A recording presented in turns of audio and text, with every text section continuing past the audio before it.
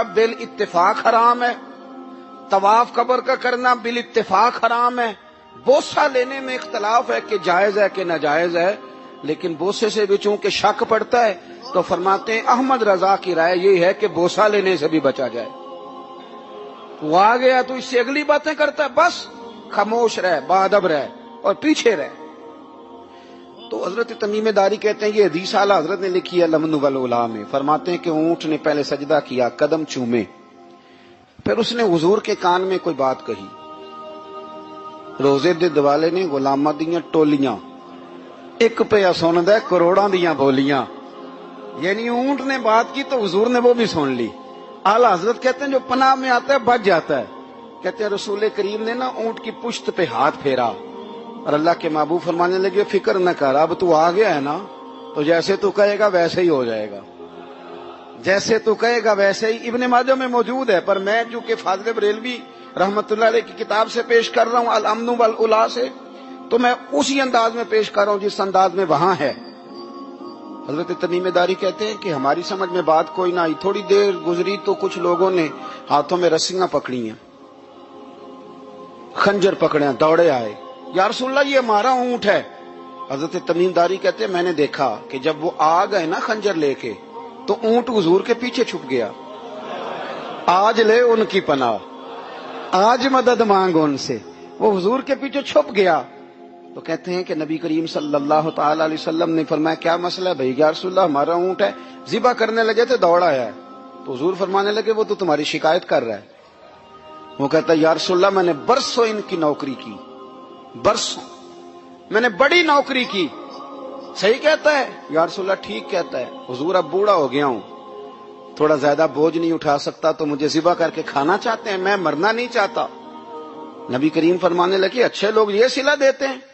انہوں نے عرض کی حضور آپ حکم کر دیں، ہم اس کو چھوڑ دیتے ہیں یا رسول اللہ، نہیں ذبح کریں گے، خدمت کریں گے۔ حضور فرمانے لگے نہیں، اب میرے پاس آیا ہے نا، اب میں نے واپس نہیں کرنا، آج ہو گیا ہے، آج لے ان کی پناہ، آج مدد مانگ ان سے، آج ہو گیا یا رسول اللہ پھر رکھ لیں۔ حضور نے فرمایا نہیں بھائی پیسے بتاؤ کتنے؟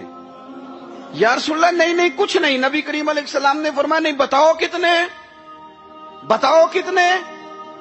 انہوں نے کہا حضور ایک دفعہ ریٹ لگایا تھا تو 100 دینار لگا تھا۔ حضور نے فرمایا بلال دے دو 100 دینار، 100 دینار دے دیا۔ اعلیٰ حضرت فرماتے ہیں دیکھو ان کی پناہ میں آنے کی برکتیں کتنی ہیں۔ ان سے کہا تم جاؤ، وہ چلے گئے۔ حضور نے پشت پہ ہاتھ پھیرا، فرمایا جا تو آزاد ہے۔ حضرت تمیم داری کہتے ہیں وہ پہلے گیا پھر پلٹ کے آیا، اس نے نبی پاک کے کان میں کو بات کی، کئی باتیں کی، پر میں ایک بات کرتا ہوں، کئی باتیں کی، ایک بات کی تو حضور رو پڑے۔ اونٹ چلا گیا، ہم نے عرض کی حضور یہ کیا کہہ گیا ہے؟ تو محبوب فرمانے لگے یہ کہہ گیا یا رسول اللہ جس طرح آپ نے مجھے چھری سے بچایا ہے، میں دعا کرتا ہوں اللہ آپ کی امت کو جہنم سے محفوظ فرمائے، اللہ جہنم سے بچائے آپ کی امت کو، جس طرح مجھے چھری سے آپ نے محفوظ کیا۔ اعلیٰ حضرت فرماتے ہیں کن چکروں میں پڑے ہوئے ہو، کن چکروں میں؟ پیسوں کی پناہ لیتے ہو، عہدوں کے پیچھے چھپتے ہو، دولت کے پیچھے چھپتے ہو، تعلقات کے پیچھے چھپتے ہو۔ فرمایا مصیبت آئے گی تو یہ سارے ہٹ جائیں گے، اگر پناہ لینی ہے تو مدینے والے محبوب کی پناہ لو، دروازہ رسول پہ آؤ، نبی کریم کی بارگاہ میں جھکو، حضور سے پیار کرو۔ اعلیٰ حضرت فرماتے ہیں محبوب کا ادب کرو، رسول اللہ کی غلامی کرو۔ فرماتے ہیں پھر کے گلی گلی تباہ، ٹھوکریں سب کی کھائے کیوں، دل کو جو عقل دے خدا تو تیری گلی سے جائے کیوں۔ اور فرمانے لگے جان ہے عشق مصطفیٰ، روز فزوں کرے خدا، جس کو ہو درد کا مزہ وہ ناز دوا اٹھائے کیوں، جس کو ہو درد کا مزہ وہ ناز دوا اٹھائے کیوں۔ انہوں نے محبوب کریم کی محبت کا پیغام دیا، صحابہ کی محبت کا، بولیے صحابہ کی محبت کا پوری کتاب لکھی حضرت صدیق اکبر جناب عمر کے فضائل پر۔ اور مزے کی بات یہ ہے کہ اعلیٰ حضرت نے نا اردو شاعروں میں سے کسی کو توفیق نہیں ہوئی حضور کو شہنشاہ کہنے کی، اعلیٰ حضرت نے کہا میرے نبی شہنشاہ ہیں۔ دلیل کیا دی؟ فرمانے لگے پڑھو ترمذی، حضور نے فرمایا میرے 2 وزیر زمینوں میں ہیں 2 آسمانوں میں۔ زمین کے 2 وزیروں کے نام ابو بکر اور عمر ہیں، آسمان کے 2 وزیر ہیں جبریل اور میکائیل، اعلیٰ حضرت کہنے لگے حضور وزیر تو کسی شہنشاہ کے ہی ہوتے ہیں، پھر کہہ لو نا شہنشاہ۔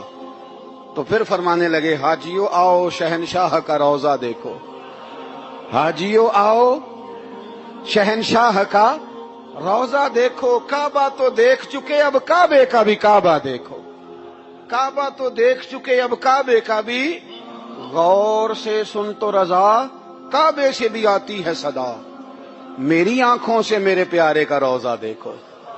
اعلیٰ حضرت نے ساری زندگی اور صحابہ کرام کی بات کی، اہل بیت کی بات کی، اولیاء کی بات کی، صوفیاء کی بات کی، دفاع کیا سب کا، سب کے شانوں میں لکھا، امت کو بتلایا کہ اپنے بزرگوں سے جڑے رہو گے تو بچے رہو گے۔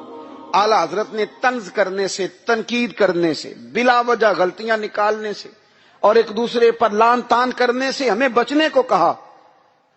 اعلیٰ حضرت فرماتے ہیں کوئی علم اگر آ جائے نا تو اس کا معنی یہ نہیں کہ سب کو جاہل سمجھ لینا چاہیے۔ سمجھ آ رہی ہے میری بات کی؟ ہم جس شعبے میں بھی ہوتے ہیں نا سامنے والے کو ان پڑھ ہی سمجھتے ہیں۔ مولویوں کے بارے میں بعض لوگوں کا خیال ہے کہ یہ پتہ نہیں کون سی مخلوق ہے، ان کو کیا پتا دنیا داری کا۔ میں صحیح کہہ رہا ہوں۔ اسی طرح جو میرے شعبے سے تعلق رکھنے والے لوگ ہیں وہ کہتے ہیں شاید سارے تاجر 2 نمبر طریقے سے ہی مال کماتے ہیں۔ یہ ہو نہیں سکتا، ایسا ہو نہیں سکتا۔ ہمیں نا دوسروں کی اہمیت کی خبر رکھنی چاہیے، ہمیں ایک دوسرے سے پیار، ہم طنز کرتے ہیں، تنقید کرتے ہیں۔ فاضل بریلوی منع کرتے تھے، آپ فرماتے یہ طریقہ درست، ہم جب غلطیاں نکالنے پہ جاتے ہیں تو معاذ اللہ اتنا اوپر بن جاتے ہیں کہ معاذ اللہ ثم معاذ اللہ اللہ رسول تک پہنچ جاتے ہیں۔